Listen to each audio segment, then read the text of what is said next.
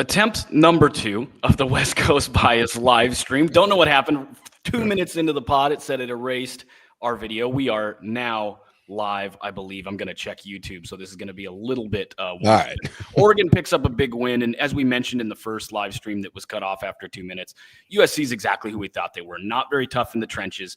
Lincoln Riley teams have consistently not been the best in attention to detail. That showed up in special teams, and the result is the better team, the deeper team, ends up picking up a win in which it came down to just like clock management, efficiency in the red zone, efficiency in and goal situations, and again, kind of what you expect in the end. Yeah, I just never thought that USC was really that close, even though on the scoreboard, there was a handful of times where you kind of looked up and you were like, yeah, maybe there's something here. But it just kind of felt like you were trying to talk yourself into USC. But you're right. I mean, their special teams were god awful. I mean, that's Oregon State level special teams. I mean, if you make a field goal, if you don't give up the punt return, I mean, what the hell was the guy doing trying to jump over on that field goal? I mean, that honestly, that might have been the play of the game, right? I mean, that's a single score at that point. They missed the field goal, and it feels like maybe that's a momentum stealer. And you jump over, like, you seriously, like, in this day and age, you don't know that you can't run and jump over the center. I mean, honestly, that whole special teams effort's borderline to get someone fired. I mean, like I said, that was Oregon State level bad at the start, just at all fronts. And, then Oregon goes down and scores, and it was a 2-score game. And again, after that, it never really felt like it was that close. And so when I saw this game going into it, it was about a 9-10 point spread. Just said to myself, I've seen this game before. It's Notre Dame. And I think that was what you have here. USC is a collection of some skilled players, like you said, that I don't think are very well coached. And I think they were just as beat up as Oregon was. One of their best defensive linemen, their best 2 defensive players they have, both of their safeties, their left tackle being out when the center went out. That ended up costing them because they snapped the ball basically over his head. USC just doesn't have the depth that Oregon does. Their running game was completely non-existent, and they're down their 3 basically starting running backs. And up until this point, the running game had been okay. With King Miller, it was completely non-existent. I mean, if you want to come down to one thing today, both offenses were really good. Oregon could run the ball, USC couldn't. And I'll even give USC a little credit. Like, their defense from a run standpoint wasn't awful. It wasn't great by any stretch of the imagination. They gave up 4.5 yards per carry, but Whittington 19 for 104. I think the longest run though was 17 yards. So if you told me going into it, if you just said USC is going to give up 179 yards rushing and 4.5 yards per clip, and there's not going to be a run of longer than 17 yards, believe it or not, I think if you're USC, you take that. But then when you look at Dante Moore, 22 of 30, outside of the pick, played a very efficient game. And then, like you said, USC just didn't look prepared. I thought the play calling was wonky. I thought some of the decisions were wonky. And it just felt like there was desperation, even as good as their offense is. We were kind of texting back and forth during the game. We all saw it in that first half. You knew another pick was coming. Like, he was wanting to throw an interception. He wanted to. I mean, how many times can you throw that seam ball with a safety playing over the top? Right. I mean, I understand that that's basically your USC's offense was, we think our guys on the outside are better than yours. And they were. USC's receivers are better than Oregon's secondary. And that's one thing if you're throwing fade route after fade route, but you're throwing that ball up the seam. You're throwing it on the hash. And Oregon's playing a too high cover look.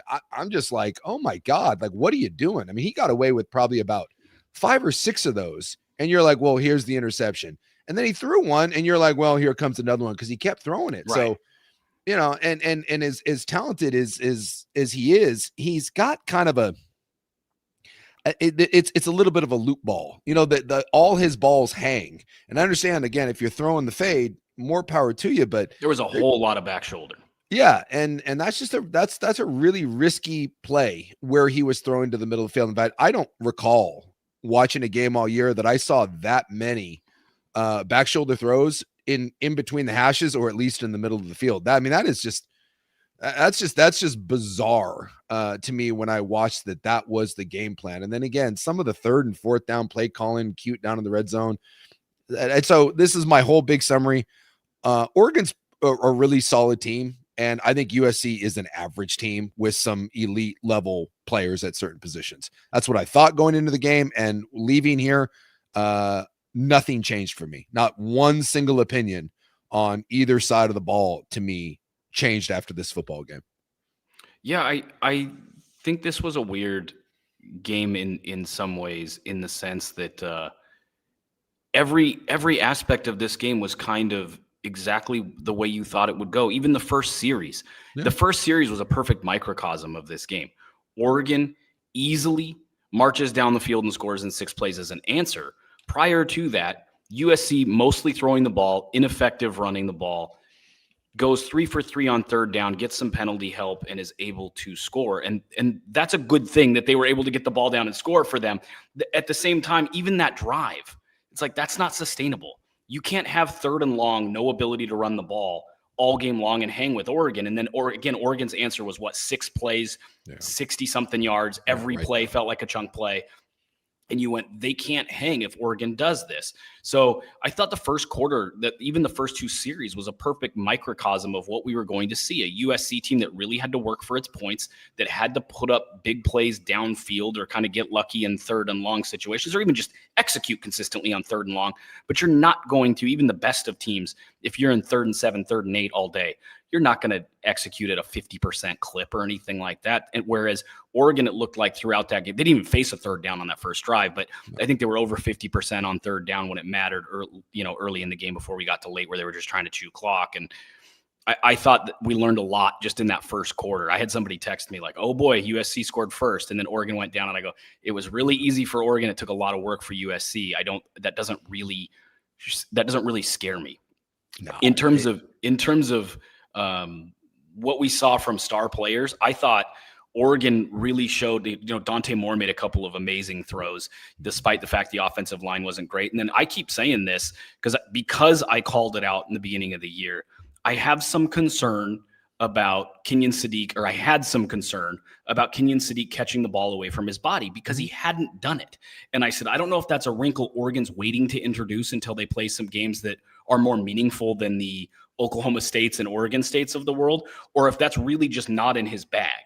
He has answered that as definitively as any tight end prospect we've seen in recent years. He's had multiple big catches downfield off frame, including the game clinching touchdown on a beautiful ball from Dante Moore. In the biggest moments, I said, as a receiver, when you go from kind of gadget player, you still have to prove that you're an alpha, that everyone knows you're getting the ball, and you still get your 7 for 80 or your 8 for 90 in a big game and a couple of scores.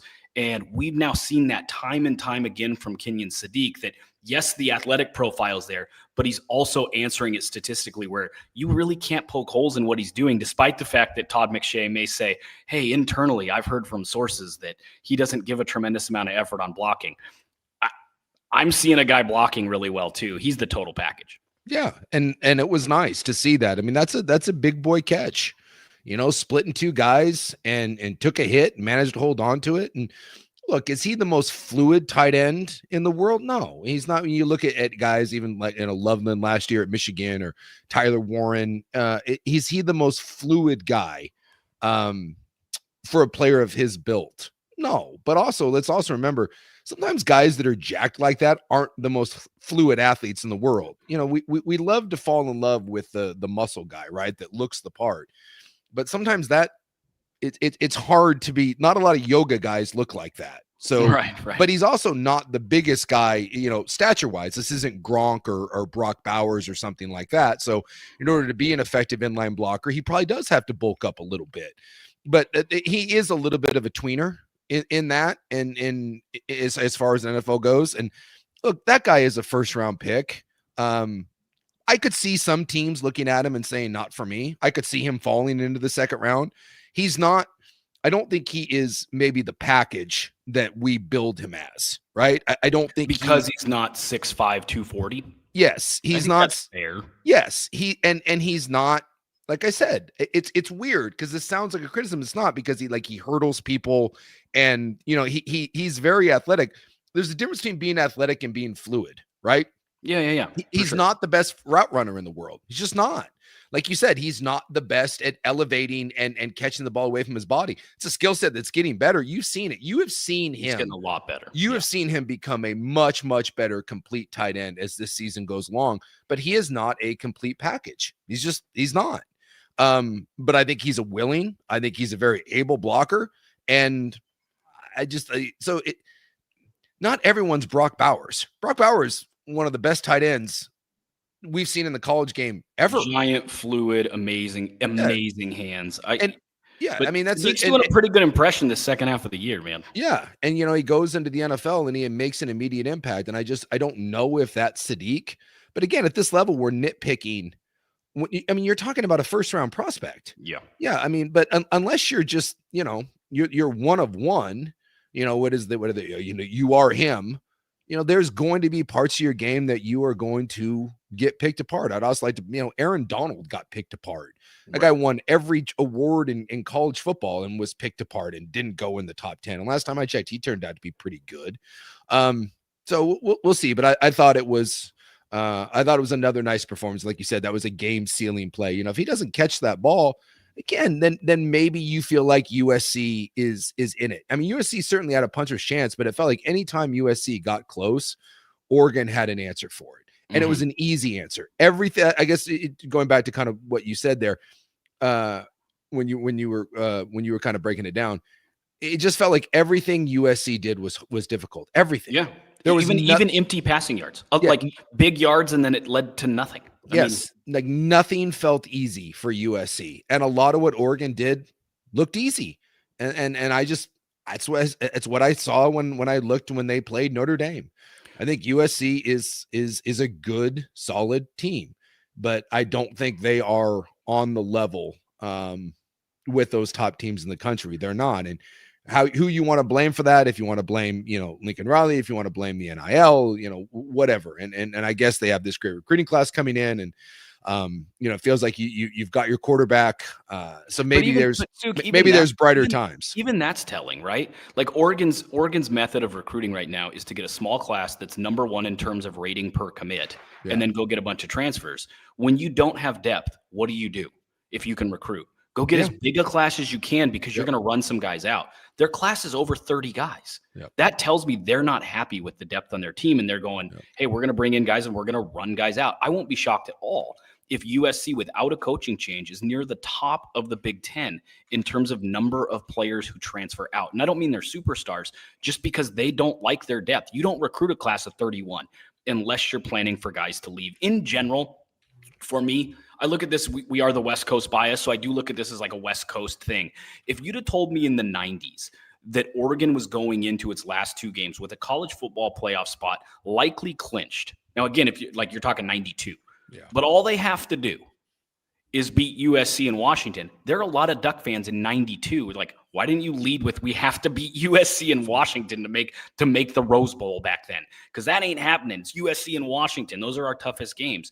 Fast forward to now, and this felt like not a gimme, but it felt like if Oregon executed and ran the ball well, and even with arguably their three best linemen hurt by the end of this game, they still did what they needed to do. Not only that, but you go into this season, and what we say was the biggest issue coming in the in the preseason show for Oregon, USC, and Washington, the trenches. We said Washington's O-line was last in the Big Ten in sacks allowed, and their front seven's weak. I don't care how you do it. And you can call the transfer portal a shortcut. It doesn't matter. Everyone has the same resources.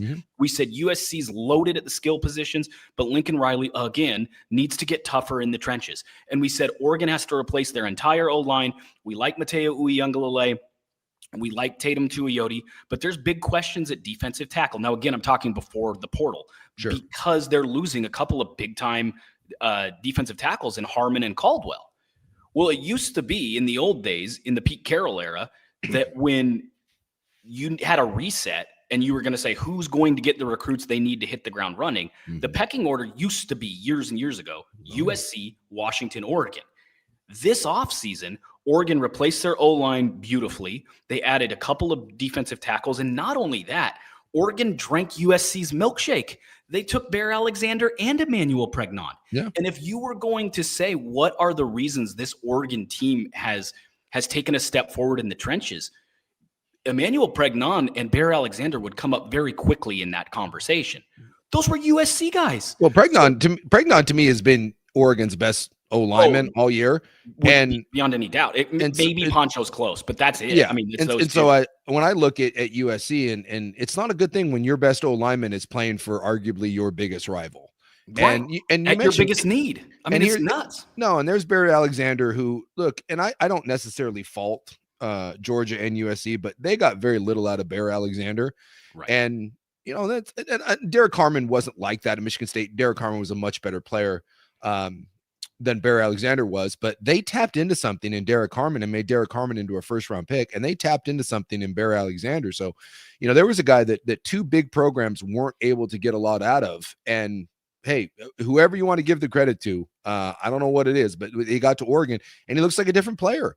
And like you said, those are two big additions. And I think you can look around at USC and look at the holes, and it is kind of alarming that none of those were really addressed. I guess that's why I said USC to me just seems like there's some really talented players at USC. Oh, no doubt. Kai Lemon is as good an individual player as Oregon will see in the regular season. Outside of Jeremiah Smith, who's not draft eligible, the best receiver in the country is there at USC. He's number 6.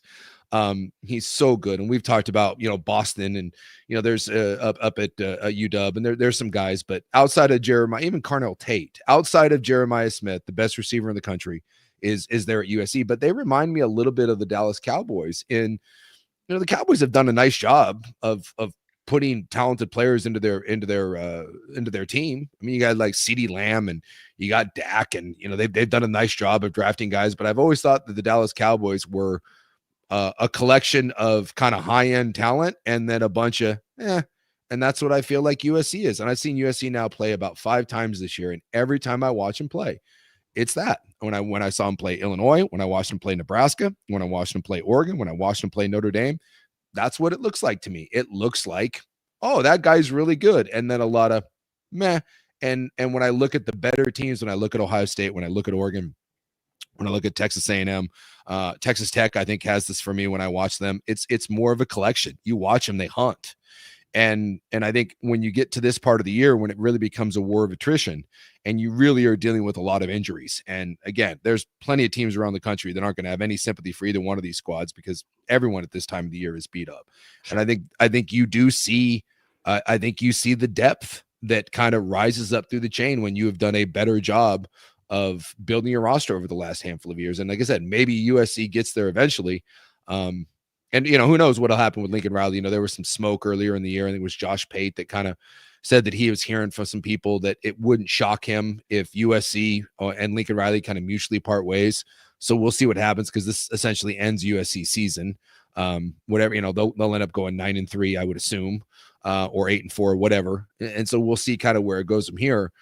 So I think USC is kind of on the right path. I think they have some footing underneath them, and I think there's been some progress made. But for year 4, and if this ends up being an 8 or a 9 win team, this is not. It's not enough. It's not enough for what you paid Lincoln Riley to come in, and it's not enough for the writing having been on the wall for most of his tenure. We got to get better in the trenches. We got to get better on defense. We got to get better in the trenches. We got to get better on defense, and it just not happening. I think Oregon gets a ton of credit. One of the other real standout topics for me within this game, Oregon gets a ton of credit for their high-end transfers. Like we all know Bo Nix and Christian Gonzalez and Derek Harmon. We all know that, right? And the naysayers will point to Mekhi Hughes, who's one of the very few transfers who just hasn't really panned out. Yeah, it didn't work out. And they haven't missed him one bit, by the way. Right. This has been this game in particular was a really good statement for Oregon to say, we can take any transfer and put them in a role where they will succeed. Because Malik Benson also struggled after being a high level recruit and really wasn't featured in any offense at any point. Now, it took injuries, but when it was next man up, they trusted him. I mean, they threw a big time ball to him down the sideline late in that game, got a defensive pass interference that basically sealed the game. That's a lot of trust in a guy who, is your 3rd or 4th receiver, however you want to say that. Bear Alexander, same kind of thing, reclamation project. Dylan Thieneman had a huge impact in this game. no matter what kind of transfer you are. And I think that that's really going to help Oregon down the road in this offseason, especially offsetting just any negativity from the Mekhi Hughes thing is like, look, if we want you, we're not taking you for no reason. We see you for a role. And whether you're Dante Moore, Bo Nix, or you're a Malik Benson who's coming in to be our third or fourth receiver, you will have moments, and we will make sure you have moments, and we will put you in a position to succeed. Bear Alexander, massive, massive win for this staff. I also think the Malik Benson win in the recruiting world, in the transfer portal world, I think that really matters. Because that's how you get your depth too, is like, hey, it hasn't worked out a bunch of places. Come here. We know how to use you.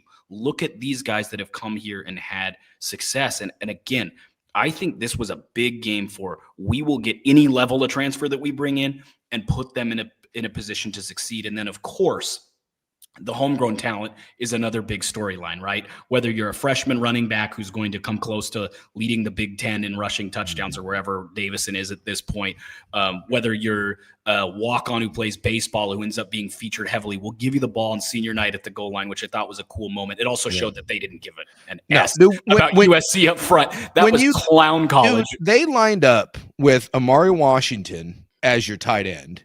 You had what, Tuioti? I think one of those guys was actually the like fourth string blocking tight end who wears number 44, and they just got the numbers mixed up. Was it? I think it was, because somebody highlighted it and said that wasn't who they said it was on the TV broadcast. Okay, well, it was one of the guys, but there were still three defensive players on the team. So I know Amari Washington was playing tight end. It looked like we had 44, and so you said there may be two different 44s, and then they direct snapped it to Bryce Betcher. That is an FU. It is. And by the way, I think that was to go from one score to two. I think it was a one-score game when they punched in. Dude, that is, if you want to know, we don't respect you. That you don't, that is, I don't respect you, and I am not worried about this. On the flip side, a direct snap to your linebacker in a one-score game against a top 15 team. Yep. Dude, you want to talk about cooking on someone's grill, as Dan Lanning likes to say. Dude, that is going into your backyard, cooking on your grill, smoking your cigar, and then putting your feet up on your chair and rubbing your dog. That's insulting. That wasn't a euphemism for something else, was it? No. That's just you're a good boy. I mean, that's just okay. You're just I got my dog right here. Okay. Dude, that's just insulting. No, It's just insulting, and I was like, wow. Because I always say, like, you can tell when teams. You can tell by the way teams play coverage. You can tell by how they go about being aggressive, third, fourth down. You can tell what a team thinks of the other side, like especially quarterback play, right? Is someone coming out and being like, hey, dude, we're going to play 9 guys at the line of scrimmage. Good luck. We don't think you can get over the top. And that just spoke that spoke volumes to me of what Dan Lanning and that staff thought of Lincoln Riley and USC. And no one will come out and say it. But I think just like when we both looked at this game, I don't think either one of us was overly concerned. I thought Iowa was a much bigger test than this. Yep. To me, that just said that when Oregon watched the film, it was the same thing. They looked at USC and went, Now, I do think that USC's receivers gave them some scares.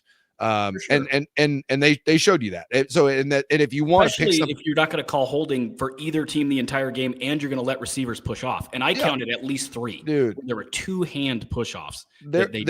There were multiple times where I was shocked, like even on one of the interceptions. Oh my God! Like the Oregon DB literally was hanging. I think it might have been Thieneman was hanging off the USC receiver before the ball ever got there, and I was kind of like, well, I mean, I guess that's the tactic, right? I mean, this was the old kind of Chip Kelly theory, and Bill Belichick had this with DBs of. You're not going to call everyone, so I'll give up a couple calls, and we're just going to grab you every play because I really USC one-on-one on the outside. USC's guys were way better than Oregon's. I think Oregon knew it, and so Oregon was like, dude, just when in doubt, just grab them and make the officials call it, and they did call them. But I actually thought the officials did a decent enough job of just saying, hey, unless it's super egregious, and they let everyone know, hey, let everything go both ways. Yeah, this is the way it's going to go. This is the way it's going to be played, and I don't think it had a huge difference in how the game was decided. This game reminds me of the Hermione quote: "We could have been killed, or worse, expelled." That's how these officials called the game. It's like no spinning the football. We're not going to allow any, not even a little celebration. No. but we're never going to call holding, and anything goes in terms of offensive and defensive pass interference. And it's like, you need to sort out your priorities. Yeah, and it felt like the Harry Potter quote to me. Like, can we also talk about how dumb? I mean, USC at times played that 15-yard penalty, and I don't remember if it was Lemon or if it was Lane. Lane, where he went to Oregon's sideline to get the football, is one of the weirdest penalties I've ever seen. It wasn't the most egregious. It was just weird. I was like, what? Huh? Yeah. Like the amount of head scratching, like USC, what are you doing? And that's why I said, I just think lack of attention to detail. It's a Riley staple. And that's why I think when we talked in the preview, neither of us was concerned. In fact, I went back and listened and was like, crap, I maybe should have given them more. They are the number 15 team in the country. And we were kind of like, Oregon's going to run the ball. They're going to be 2 to 3 scores better. We'll see what happens late, but Oregon's going to beat USC. No. I mean, dude, I gave Oregon, some level of like, oh, we got to watch this game against Iowa. We talked about it in like 3 or 4 of their games. We were like, they could get beat here. And against USC, it was like, not at home on senior night when they can run the ball. No. And like I said, the weird part was, people may think I'm crazy. I thought that USC's run defense was okay. And it's a level of expectation, right? Like they weren't though. Oregon was missing 3 offensive linemen or 3 offensive starters who were their 3 best. And on their 4th string tackle. I totally understand that, but at the end of the day, if you told me, I'll go to my grave saying this. Under 5 a pop. If you told me they were going to hold them to 179 yards rushing, I said that the rushing for USC to have a chance, I said it has to start with a 2. I was expecting at least 275. Right. I thought this was going to be especially when I heard that, the receivers, and no one was coming back and they got another one hurt. I honestly, I think my tweet at the start of the day when we saw the injury report was Oregon game plan: run some more, and then run, and then a little bit more run, and then run and run. But Dante Moore threw the ball 30 times. I know. And so I just. And some of that too is USC's playing a heavy box, and they were trying to take away the run, and they didn't really do it. But of the reasons that USC lost, I think USC's lack of a run game, believe it or not, might have been a bigger issue than their inability to stop the run. Oh, for sure it was. And maybe this goes back to like what you've been saying, is that they're shitty on both sides of the line of scrimmage. So what I've been saying all year. You've been saying all year. And it's true. But if you ask me what's the bigger problem, giving up 179 yards to an Oregon team, yes, injuries aside, but again, USC had their injuries too. USC was down their 2 best offensive linemen.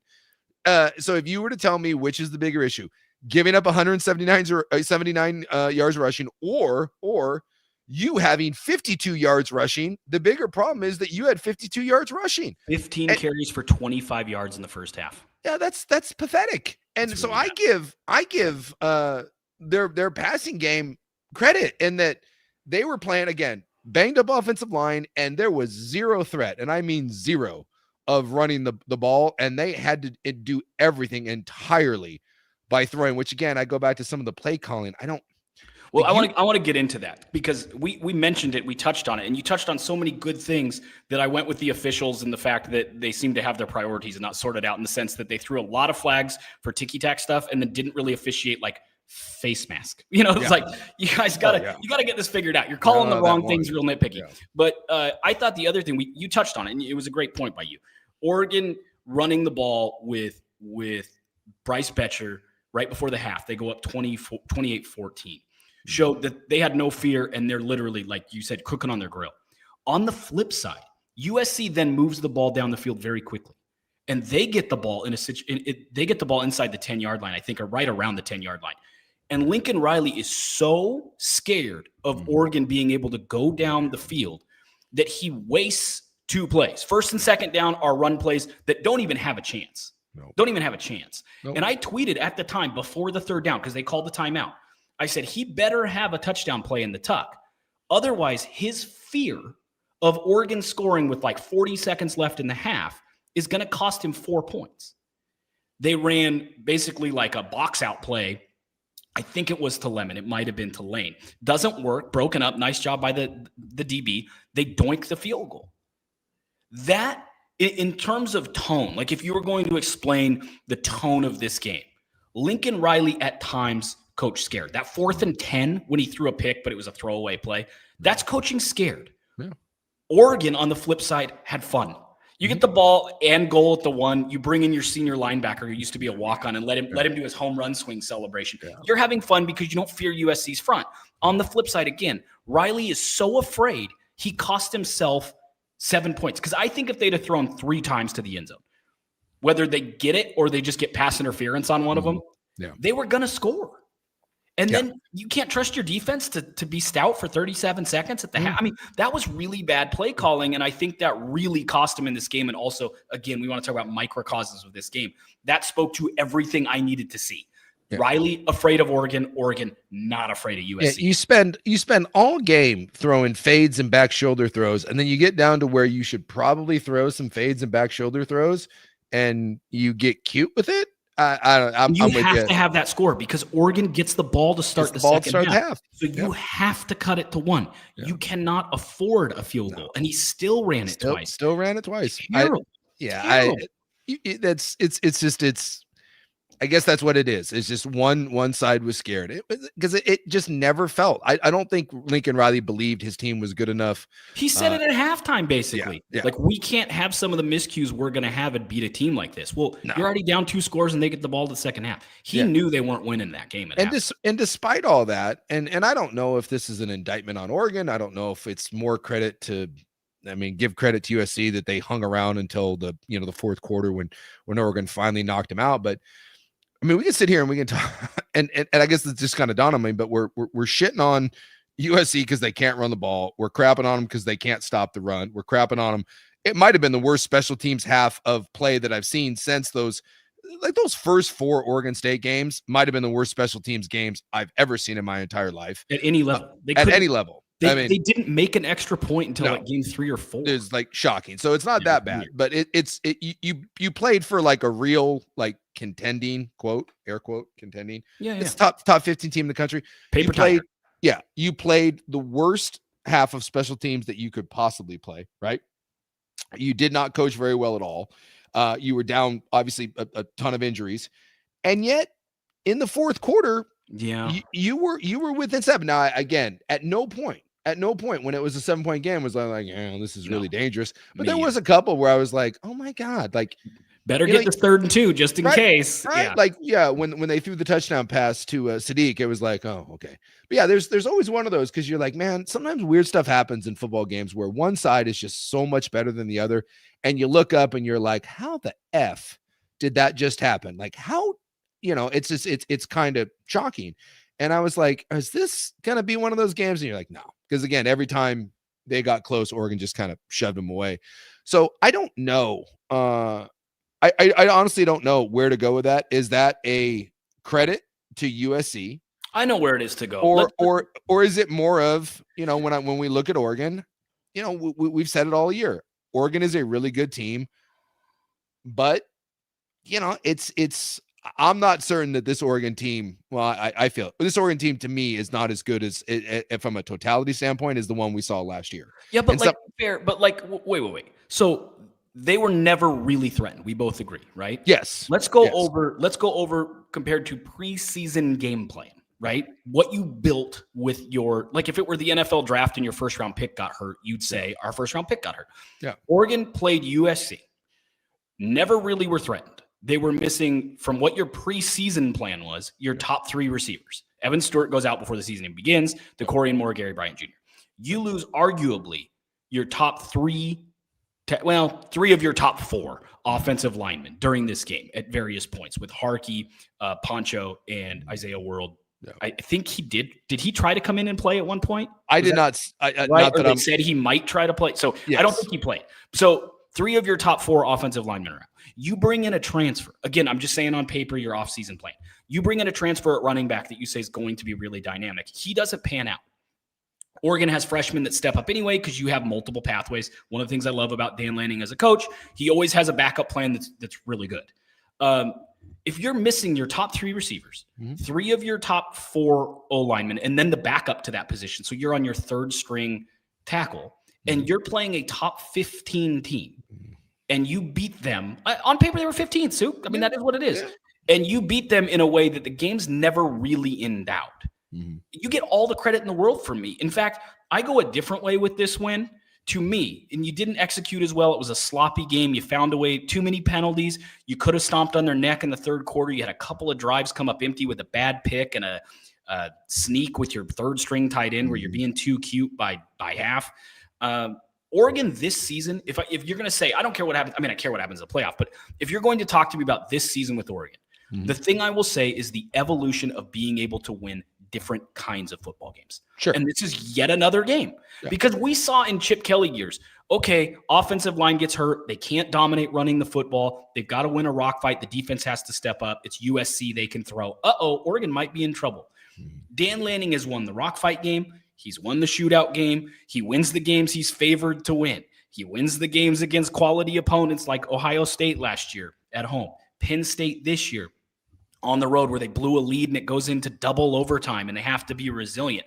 I will remember this team as the Oregon team that, for me, solidified that Dan Lanning, under Dan Lanning's leadership, this is a team that can win a lot of different ways. And sometimes in college football, you go back and go, yeah, we just crapped on this USC team. They weren't very good. And so is this really that good a win for Oregon? Well, dude, how many different times during Alabama's championship season did they have a weird, wonky win where they beat Tennessee by 2 scores, but it wasn't pretty? That's the way you keep winning, and that's the way you eventually win national championships. So I actually think this is a huge win and a big win for Oregon and speaks to the continued growth of this program that you can take away our, Tyson punch, right? Our big right hook. We'll just beat you with jabs then because we're that good a boxer. We're that sound a prize fighter. And I that's what I took from this game. Oh, I think the program's clearly in the right hands, and I think it's on the right trajectory. I'm saying at this time last year, I thought Oregon could win a national title. Do I think this team can win a national title? No, I do not. And I'll tell you why. And by the way, I think this year is as open to win a national title as it's ever been. I don't think even Ohio State, which right now looks like the best team, feels like the best team, is loaded top to bottom. But have they really been pressed? No, they just the way the schedule has broken, they just haven't really been pushed. And when they play Michigan next week, I still don't think they're necessarily going to be pushed. I think Michigan is more like USC.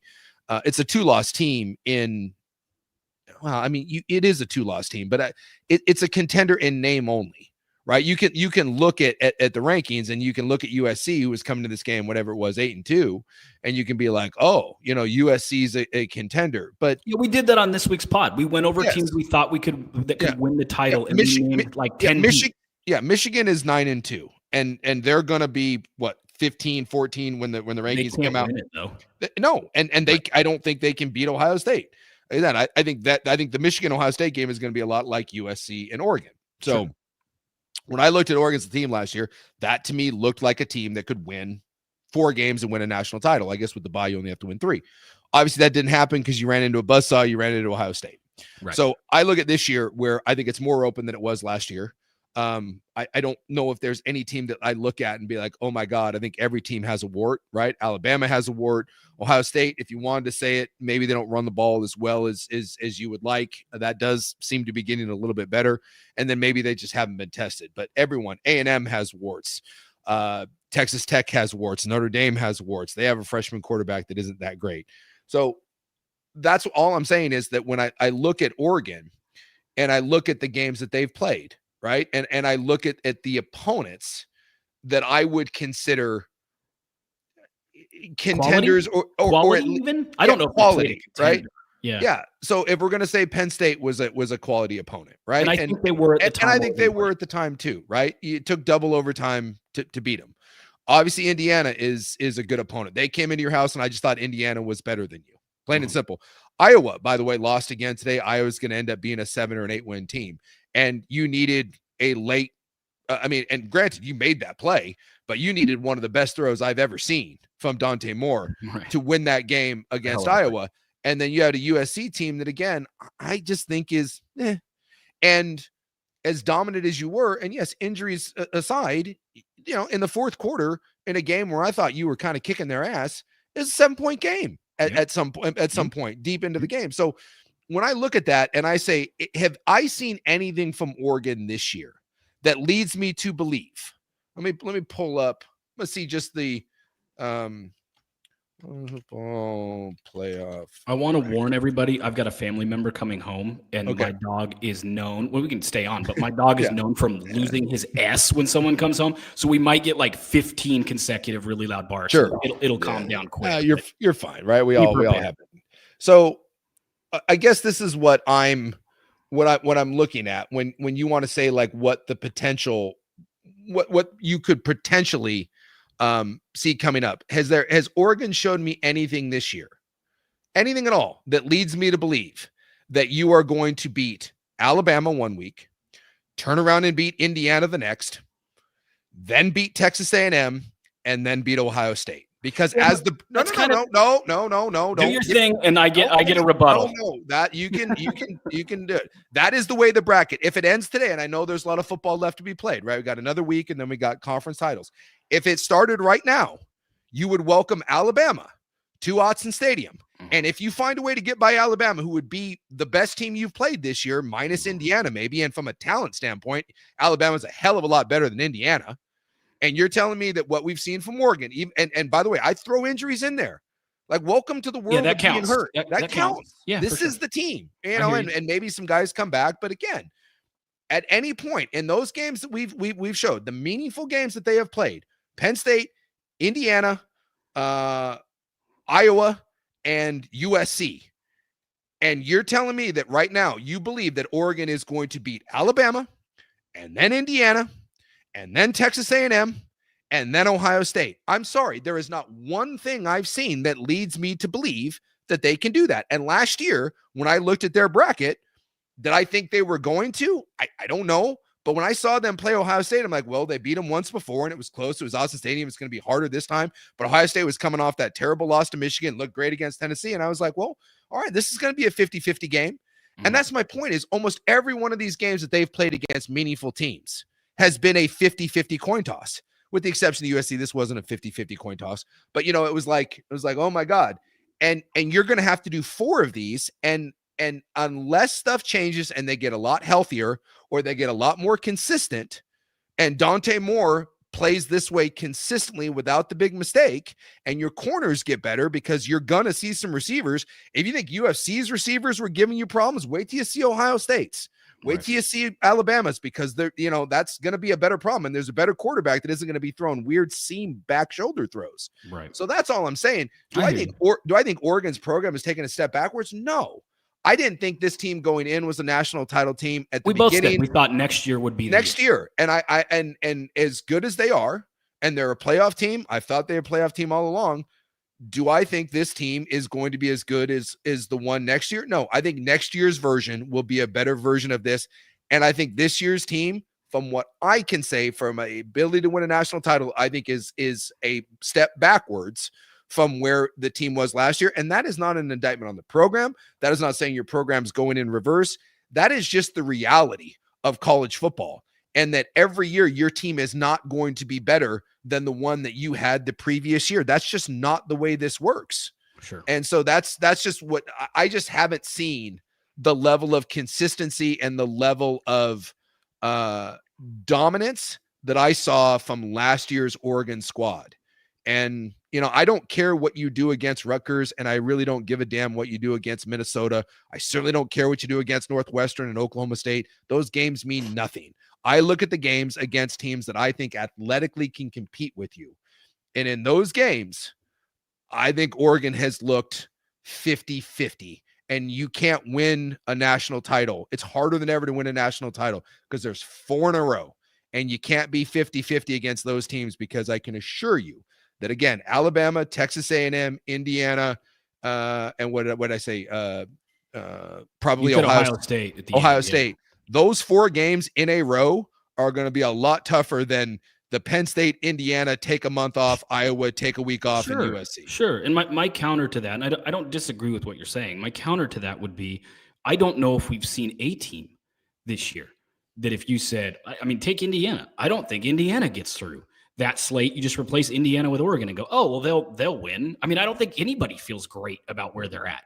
Do I think Oregon can win any of those matchups? I did not think they would beat Oregon or Ohio State last year. I didn't. I didn't think they had a prayer. I think everything went right for them. I thought Ohio State got hot. I thought Jeremiah Smith entered a whole new world in terms of his talent level. It opened up their whole offense. They were absolutely dominant by the time Oregon faced them in the Rose Bowl, and Oregon barely survived them at Autzen. I didn't think they had a shot. I really didn't. I will go into every college football playoff game Oregon plays, regardless of opponent, Ohio State, Indiana, Texas A&M, whoever, and say, if Oregon plays really well, they can win this football game. Sure. Do I think they're going to do it 4 times in a row? Probably not, because I don't like betting that heads is going to come up 4 times in a row when I flip a coin either. But that doesn't mean I don't think when I flip a coin, it can come up heads. And that's what I think this Oregon team is. I think this Oregon team, when they get to the college football playoff, barring getting that first game where you get like Navy, Tulane, one of those teams, their games are going to be roughly 50-50. And that's how I would think of it. They have a coin flip shot. They have to execute. They have to play well. The secondary has to be a little bit more weeks 1 through 6, a little bit less this week. Their front, Bear Alexander has to play like he's played. The O-line's got to get healthy. The receivers got to get healthy. And if all of that happens, Oregon can win any game against anybody they step on a field with. Again, you're doing the boy. I'll tell you what, man. I love you. That is a lot of. Well, if this happens and this happens and this happens and this happens and this happens and this. Isaiah World was questionable, right? So I think Isaiah World comes back. Harkey's thing didn't look super serious. Poncho said he was good to go. Yeah, on the sideline. They reported that on TV. Yeah, he was trying to go. So none of those guys look like serious injuries, and they can really run the ball. Yeah. So if you get into a possession game where they can run the ball, I think Dante can make the throws. I don't know if DeCorian Moore is coming back. I don't know if Gary Bryant Jr. is coming back. I don't know if Evan Stewart's coming back. If they do, that's going to be a boost for sure. I don't know. And all I'm saying is if you play well and you execute, you've got a shot against anybody. And I don't think that's that many ifs. I really don't. You just need it to come up heads 4 times in a row to win the national title. 4 times in a row. And I don't against much better. The best team you've played. The only elite team that you've played, because we can sit here and say that Penn State, was a good team. Not an elite team. You said at the time when you previewed that game, you said, I've watched Penn State. This is not a top 10 Penn State team. It is not. That before the game. Before it ever started. So no one can give me I'm doing revisionist history. Now I give them credit for going into Happy Valley and winning that game, because I don't think Penn State's as bad as they turned out to be. Right. I think they got the best Penn State team. They got the best Penn State team that they had to offer. But Penn State was not a contender. I didn't believe it then. I sure as hell don't believe it now. Right? USC, nope, not one time this year have I thought that they looked like a contending team. Iowa, I think, is a 7-win team. Now, someone did on the YouTube chat did correct me. Iowa came back and rallied. They did beat Michigan State. They beat mighty Michigan State 2017. So watch your mouth saying Iowa. Watch my mouth. I thought Iowa, because I thought they were down. I think they were down 17-7 going into the fourth quarter when I kind of stopped paying attention to it. I was obviously watching something else. Jonathan Smith, that poor guy. Yeah. So I'll give Iowa credit, but Iowa is 7-4. So can we look, it was a gutsy win on the road, right? Let's not act like Iowa is some sort of elite team, right? Sure. So again, this goes back to my point. You have played one all year that we consider to be an elite team, and that's Indiana. And can we say that of the teams that are elite, from an athletic standpoint, Indiana is the worst? Is that a fair assessment? You are a recruiting guy, and if we're going to look at recruiting rankings, no. If we're going to look at the 12 teams they're going to take out Navy or Tulane or whatever, is there a team with a worse composite athletic ranking than Indiana? I get one counter. I get to counter. If you're going to ask me NFL draft stuff. No, yeah. If you're going to ask me NFL draft stuff, I'll give you an NFL answer. What we've seen historically about teams that could win a national title and teams that can make it in the playoff. Mm-hmm. You have to have a certain level of recruiting ability. Yes. Indiana does not hit that threshold. There you go. The only teams that have overcome that in history to make the title game or to win the title were teams that had a first round or even a top 10 NFL draft pick at quarterback. Yeah. And Indiana does. And that is a fair thing to say. Auburn did it. Oregon did it when they had Marcus Mariota. All right. So I'll give you that. Okay. So but we can agree. There's one team that they've played. right? Yeah, that's fair. That looks anything like what you'll see. A real contender. Yeah. Who fair. Was the and was it really? And it was a close game, right? It wasn't like it was like, you know, any sort of blowout. Was that any sort of? And by the way, that was in where? Where did they come? That was in Autzen Stadium. Make me say it, and they played at Autzen. Yeah. Played at Autzen, right? Yeah. And was there any doubt at the end of that game who the better team was? Oh, I think if you played that game 10 times, Oregon wins 5 or 6. Was there any doubt in that game when you were watching? No, Indiana played a much better game. No, clearly. They Dan Lanning and Tosh Lupoi got wildly outcoached in that game. So to me, all I'm saying is when I look at that, that's why I say, is Oregon capable? I guess capable is a bad word because anything's capable. That's the only caveat. That's the only thing I'm jumping on. Capable is fine, right? In any way do I believe that Oregon is going to beat 4 teams in a row that are as good as Indiana or better and certainly more athletic? I don't see how that is possible. Sure. Is it possible? Sure. But how that happens and in what way does that go? I don't see that. Sure. So that's where I'm at.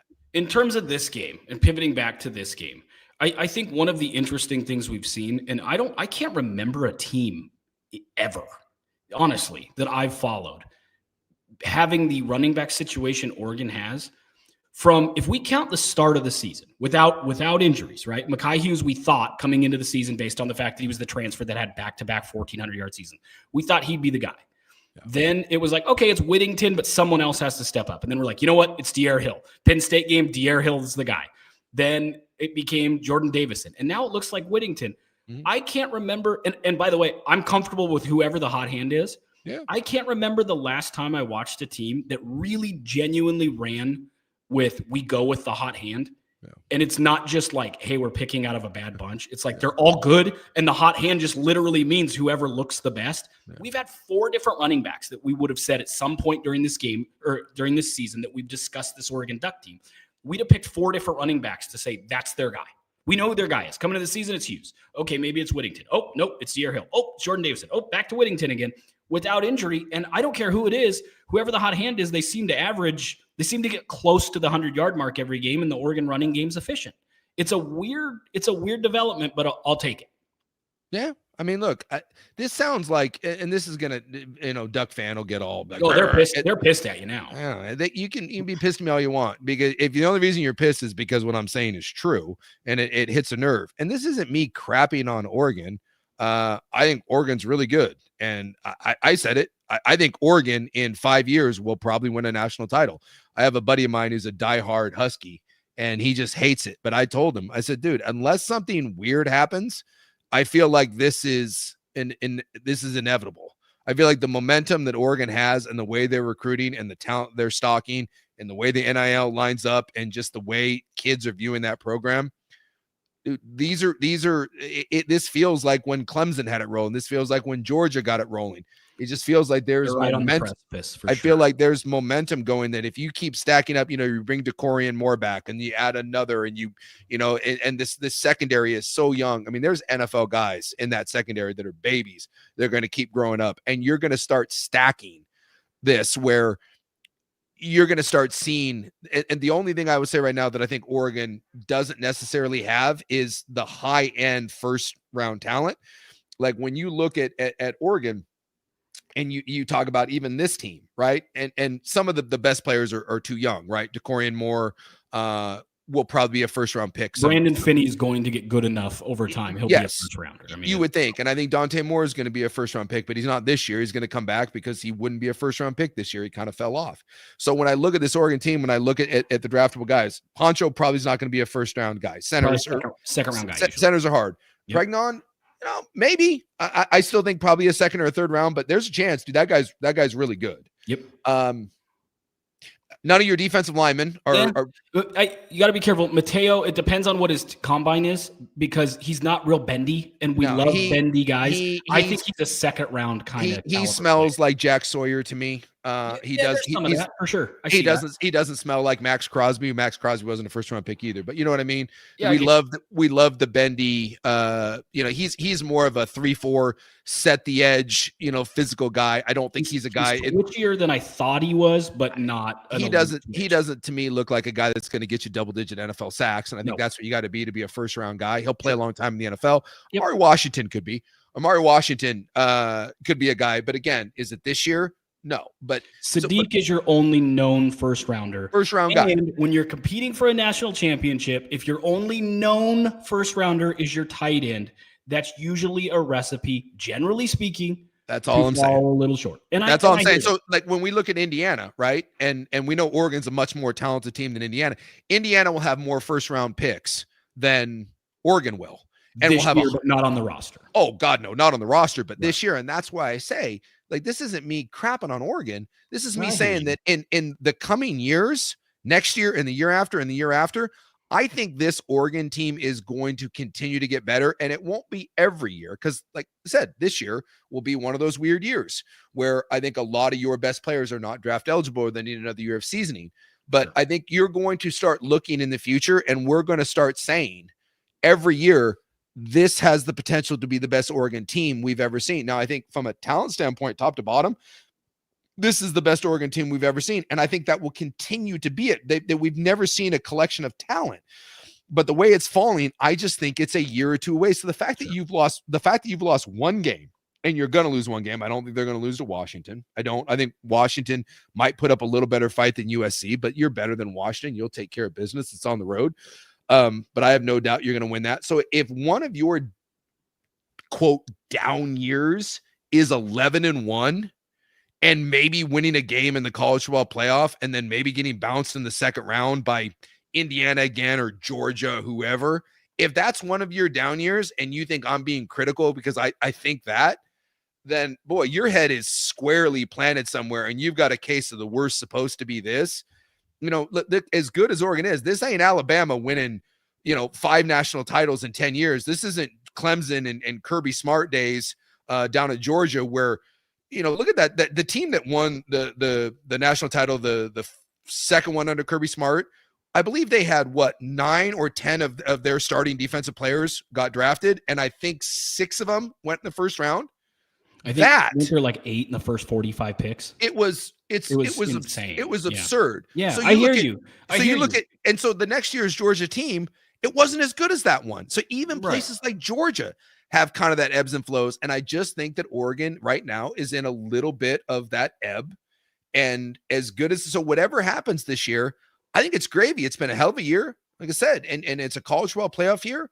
And if it doesn't end with a national title, and I don't think it does, I don't think that's a letdown. I think last year for some people, the way it ended against Ohio State felt like a letdown. There's no way you look at last year as anything other than a letdown. You finished the regular season undefeated, and then I turned that game off in the first quarter. Yes. So I think hell they weren't going to win. No chance. And I don't think this year for me will feel like that. And maybe I'm different, but if they beat Washington and they go 11-1 and they end up playing in the first round, and again, just that first game is Alabama and they lose a close game to Alabama, I don't view that as I don't view that. I don't want to dwell on playoff the whole time and what's going to happen in the playoff, but I do think the question, people, if they lose in the first round of the playoff to Alabama, people will question whether or not Lanning can win. And I'm not saying that's fair or foul. This team ain't that good. If you think, they are good. Oregon fan, number one team in the country, but they're good. To Oregon fan out there, if you think that short of a national title or playing for a national title with this team is the standard, you're going to be disappointed. And you can be disappointed and you can, bitch and moan and say, oh, well, this guy, can he win the big one? I don't view it that way. Last year, that was fair. I thought that was fair. I just don't think if that's the case, I think your expectations this year for what we've seen. You can't be disappointed if they lose in the first round to Alabama. And I think Oregon fan can be disappointed if they lose in the first round. Then I think your expectations are screwy. Okay. Well, I think it's different. I think if you say it's national title or bust this year, you're wrong because they have so many. When you're as reliant as they are on so many freshmen to be impactful, right? Yep. I don't think you expect a national title. So if Oregon fan is expecting a national title, yeah, your sights are set really lofty. I don't think it's inappropriate for an Oregon fan to say, if we host a first round college football playoff game and Dan Lanning is a guy who's building this program towards a national title, we have to win one playoff game this year. I don't think that's crazy, especially with as good as they are.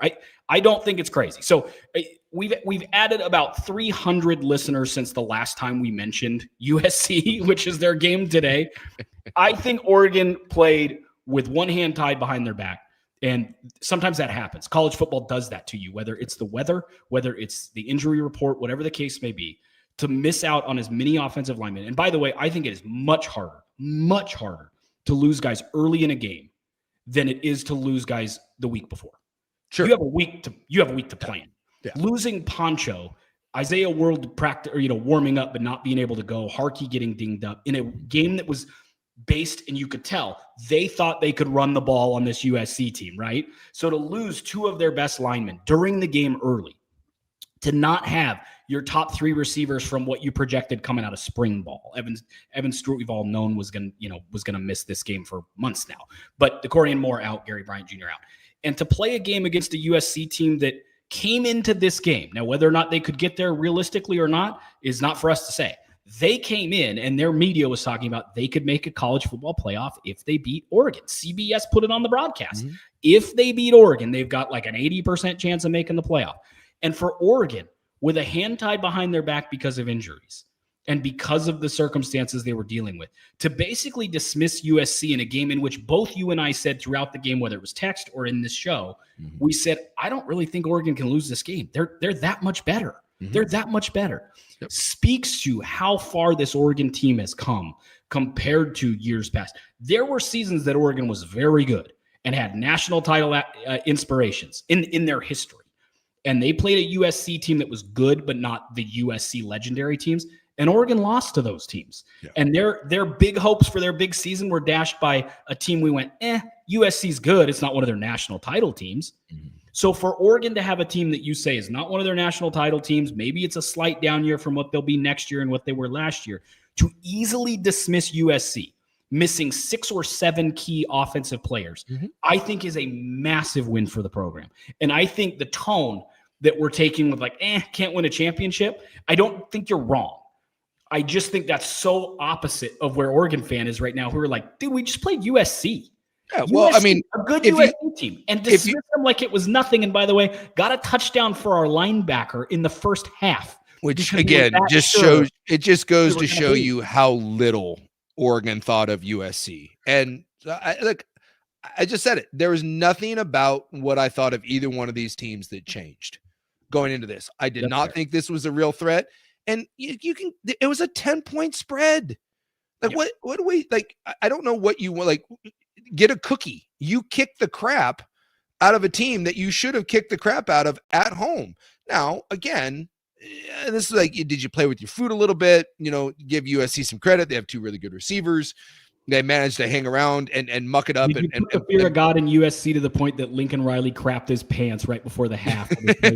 Yeah, and that's a win, man. That's a win. I think Oregon, like I said, I think Oregon is a really, really, really good team. Sure. I just don't, and I don't even know how we got on this. I guess it's because as we started breaking down this game, wet blanket today is what. Well, no, it's on. If you go back and listen to the beginning, we were breaking down the game, mm-hmm. and there's only so much you can break down because it's I just never thought Oregon was pushed.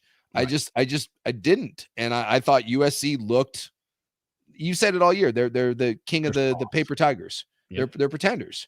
They and this was a pretending game. So I don't know. I mean, I like you said, I give all the credit in the world for Oregon putting your foot on their neck, but it took a little longer than I would have liked, sure. And it was a little closer than I think you want it to be. But again, at no point in that game did I think that they were threatened, which is again my credit to where I think Oregon is. I don't think Oregon loses games like this. If you gave me any team, basically, for the most part, that's in that middle of the road, you shouldn't be pushed. they're that good. They're that much more talented. And maybe if Oregon was completely healthy, then this wouldn't have, maybe it ended up being an absolute blowout. But then maybe if USC was totally heavy, maybe it wasn't. I mean, if ifs and buts were candy and nuts. So I give it did take on a weird tone because we ended up talking about like a bigger picture thing because I don't know how much because they clinched the playoffs. Basically, they clinched the playoffs. Just win all but clinches, and so all but clinches a playoff spot. Regardless of what happens in the next week against UW, and you're not going to lose to UW. I don't think. Regardless of what happens, you're in the playoffs, and so I guess that's my mindset. My mindset is, hey man, what? Credit to overcoming the injuries, thumbs up, move on, and now look at what the bigger picture is. Sure. And like I said, to me, that's not a negative thing. I think we kind of ended up that conversation because you were kind of pushing back and it kind of ended up taking a negative tone, and it wasn't. I just said, I think this year's team with the injuries in the youth is not where last year's was. I thought last year's team was a national title team. I really thought at this point last year, if you asked me, can Oregon win a national title? I was like, absolutely, they can. Sure. And they didn't end up. This year, I don't feel that way. So I don't know how I can sit and say that this year's team is better than next year's. Whereas we just kind of go round and round. But no. I think that the program is on an amazing trajectory and that the versions are going to keep getting better and better. I think we both agree here. And I think we thought this in the preseason. Again, we go back to like, they are who we thought they were. If Dante Moore comes back next year, we both said in the preseason, last year's team is going to be better than this year's team, and next year's team is going to be better than this year's team. So in a 3-year window, we both felt that in the preseason, I feel it now. This is Oregon's third best team out of last year's team, this year's team, and what I project for next year's team. Yeah. And if your third best team in a 3-year window is, we've easily clinched the college football playoff, and we're going to host a college football playoff game. That's a hell of a thing. Amen. But also your point is, just because you're good and you have one loss and it doesn't look like a juggernaut, don't immediately put Oregon on that pedestal. Yes. Because every win Oregon's had this year, and I agree with you on this, every win Oregon's had this year, other than the first 4 where they just were playing nobodies, has had some blemishes where you go, they won, but it wasn't pretty. That Penn State team collapsed and it took double overtime. That Iowa team's not very good. This USC team's soft. And it's like, then beat one of those teams by 4 touchdowns. Yeah. And then talk to me. And I think that's where we're on the same page with that. That's where we're on the same page. And so a lot of it is just going to come down to, again, someone pointed out on the YouTube chat, if Oregon ends up moving up a spot, as maybe someone loses or whatever, does it end up, do you end up getting a lesser opponent in that? That's why I said there's a lot of shuffling that needs to happen. But at the end of the day, I don't like doing that. Like, you're playing 4 quality teams. Mm-hmm. You are. And the only way that you're probably going to get a like that Tulane or whoever is if you end up being the 5. And I don't think there's really a path for Oregon to get to the 5 because I do wonder if with conference title games, if we see like 1 versus 4 and 2 versus 3, the problem is the committee let Oregon jump, and they have not in the past. They have not. And right. You're going to look at Oregon's resume, and this is where I kind of go back to it. We look at Oregon's resume, and we're going to say that Oregon's best win is USC. And USC is going to end up being a 3 or God forbid, a 4-loss team. And so, no, I think Oregon is probably right where they should be, which is going to be in that 6 or 7 spot. And that is going to lead to probably Notre Dame or Alabama or someone like that coming to your place. And I think that is freaking phenomenal. I absolutely am. I would love it if that happened. But whoever, even if it ends up being Oklahoma, who I'm not I don't think Oklahoma's that great. I think Oregon can beat Oklahoma. That would still be their best win of the season. Absolutely. And that's your point is, can they rattle off, air quotes here, the best win of the season 4 times in a row? That's all I'm saying. And that feels like a really tall task against better and better and better and better teams. Sure. Because eventually you're getting into you're going to play Ohio State, and then you're going to play Georgia, and you're going to play a team that's going to give you problems. And So Right. and so Oregon may get healthy and Oregon may start stringing together their best. I just, I I just don't. I guess I have been left because of what we saw last year. I guess, and I knew that I didn't know the overall talent. I guess I'm left being nitpicky and wanting a little more. Yeah. But maybe that's me wanting more for something that because of the youth and because of the injuries and because of maybe we saw some of that early against lesser competitions, we got like a taste of, oh my God, when this thing really clicks, holy crap, what can this be? But it was against very bad teams and against the elite teams. We haven't seen it click like that. Yeah. And so it's like you can taste what's coming. You can taste what's down the road. And maybe like I want that to be sped up, but most of the time you can't speed that up. That just comes from, it's like cooking good barbecue. That's just low and slow. And right now I think you got it low and slow cooking in Eugene, and it just may take another year or two to truly fully develop. But you think about where with these backs that you have, think about where Hill and Davidson and DeCorian Moore and another year of Dante Moore and another year of this Oregon secondary, and then adding they're going to add, a couple of elite transfer kids. They're going to come in here. You start thinking about those guys when they're sophomores and juniors. Oh my goodness. I just think in the years to come, you could be building a juggernaut. I really do. I think in a couple years, we could be looking at this and talking about it like, hey, there's not 1 or 2 first-round picks.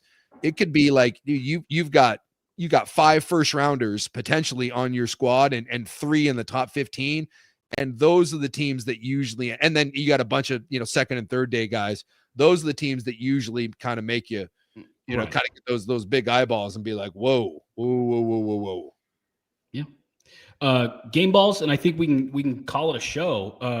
You can start first. We'll each give out 2 game balls. Individuals, units, coaching staff, the crowd, whatever, anybody you want. 2 game balls. All right. We'll go back and forth. So you give 1, I'll give 1. 4 game balls. I'm gonna go Dante Moore. I know the pick, and that was a weird. And this is where I try not to murder people because I don't know that route concept seemed wonky. I don't know what happened there, and you're dealing with young receivers. Ran the wrong route and ran his DB into a route that was actually open on a break. I tend to think that. I went back and watched it. Okay, do you go back and watch it? I went back and watched it. That's what it looks like. So I eliminate that, right? And I look at it. I look at Dante Moore in a game where we thought that Oregon was just going to pound the rock. And I look at 22 of 30 for 257, and including some big time throws. When Oregon needed to throw on third down, he delivered. The touchdown pass to Sadiq, dude, that's in the middle of 3 defenders. That's a big boy throw. And you look at the zip he has on his ball. He was the better quarterback. And that was supposed to be something that USC had an advantage. If USC was going to win this game, it was going to be because their receivers and their quarterback were better. And receivers, yes. But I want to say Dante Moore, I almost went with, and maybe if. Well, you got 2. I got 2. So we'll go. But Dante Moore, because I think he has become kind of almost lost in this shuffle. And we forget at times how good he has been. And even in games where he's not like the best, I go back to Iowa. That throw he made to Benson down the seam, or actually it was down the sideline. That's as good as throw, and you see why. If he were a Heisman finalist, that would have been his Heisman moment in a different resume. That throw would be the throw to lead things. So he may not be a first round because he's going to have to come back, right? The NFL has kind of said, hey, we need to see some more out of you. But that's what I'm talking about. Seeing his potential. You just salivate. When it all comes together for him, he's got a chance to be really, really stinking special. And I thought for playing behind a beat-up O-line with beat-up receivers in a game where he wasn't supposed to be the guy, you ran for 179, you threw for 257. So I give Dante Moore a lot of credit in a game that he didn't think he was supposed to be the focal point. He was awesome. My first one goes to the offensive line. I don't think people fully realize, one, backups anyway. You see the drop-off from starters to backups for a lot of programs. It's massive. You want to see why Washington suddenly hit a snag in the middle of the year. They lost 2 linemen. Oregon was without 3 for some of this game. That's hard enough. when you lose guys in game, you have a game plan based on what's available, particularly against a team you think you can run on. And if you lose road graders, and that's Harkey and Poncho's specialty. Yep. They're not the best pass blockers in the world, but they're great as run graders. They'll whoop your ass up front. If those guys are gone, it can change your game plan. So to bring in a guy like Charlie Picard, I think he was a former walk-on from Jesuit High School, to have in Fox Crater, who's a Vancouver, Washington kid, and to bring those guys in. And yeah, I do think you missed a beat. I don't think it's fair to say they didn't miss a beat because they ran for like 4.5 yards in the second half or 4 yards in the second half. It was different, but it was still effective. 0 sacks allowed. That degree of difficulty is really, really tough. And I don't think people realize. You think in the NFL, a team loses a right tackle or a left tackle and their game plan falls apart. You think in college it's better? It can be worse. And for Oregon to lose 3 linemen, 2 of them in game, and to play that well is really astounding. 0 sacks allowed, ran the ball when they needed to put the game away. That last drive was an 8-minute drive to put the game away, largely on the ground. Game ball to the offensive line all day long. Massive kudos. That is a level of depth that Oregon hasn't had until this year at any one position. And it was at O-line when it needed to happen most. Yeah. The second one I was kind of going back and forth on, but I thought, or especially early in the game, and this is, I want to do a kind of a secondary one because Malik Benson was awesome. I mean, Malik Benson was awesome. He was good early. I know he had the 1 dumb penalty, but and the special teams play, it changed everything. And it felt like that kind of put it a little bit out of reach. But I'm gonna go Bryce Betcher. I mean, that's awesome. 13 tackles. The USC run game had no chance to get going. And I know, so this is more of just I'm going to say it's the Oregon run defense, but I'm going to give it to Betcher. Dude, that's such a cool story. Dude, walk on from the area, dual sport guy. And I don't know if he goes on to have a great NFL career. I don't know if he goes on and plays Major League Baseball, but on senior night to have that 13 tackles, tackle for loss. I felt like anytime USC tried to run the ball, 28 was there in the hole with a couple big stops, and he had a pass defended, and then he got the touchdown run on the wild duck. That was just cool. So I just thought when you looked at USC, everything was hard. Everything was hard. And the fact that they ran for 52 yards, that's a monster performance from everyone up front. So I'll single out one. I wanted to just say the run defense, but I'll single out one because of the story and the touchdown. It's cool. So I'll go with Betcher with a nod to Malik Benson, 4 for 67. And then of course, again, the special teams one, which just, it felt like for a little bit there, it really put USC in a bit of a bind. Yeah, it's hard not to give one to the D-line and just really the front 7 in general for stopping USC's run game. They made them so one-dimensional that as good as USC's passing attack was, it was predictable enough that they were gonna throw so much, you were gonna get 1 or 2, whether it was a deflection or whatever, and they ended up with 2 picks. But I have to give mine to Kenyan Sadi. And again, I said at the beginning of the year, we've seen everything in his bag. He hasn't caught the ball away from his body. And I was very careful and said, that doesn't mean he can't do it. We just haven't seen it. Well, now we just keep seeing it. And I went over it at one point in this show, the series of this show, and I went over every game stats, and he hadn't had more than 4 catches in like 18 games. And in these last few games when receivers are out, he has stepped up and been the go-to guy in the offense as a tight end. He's caught the ball away from his body. He's had clutch catches. I know he was banged up in the middle of the year. He's come back better than ever. Kenyan Sadi is the story of this season. And we saw it coming. It had the long runway, right? Where we were like, dude, this dude is special. And everybody's talking about it. But it's one thing to have hype.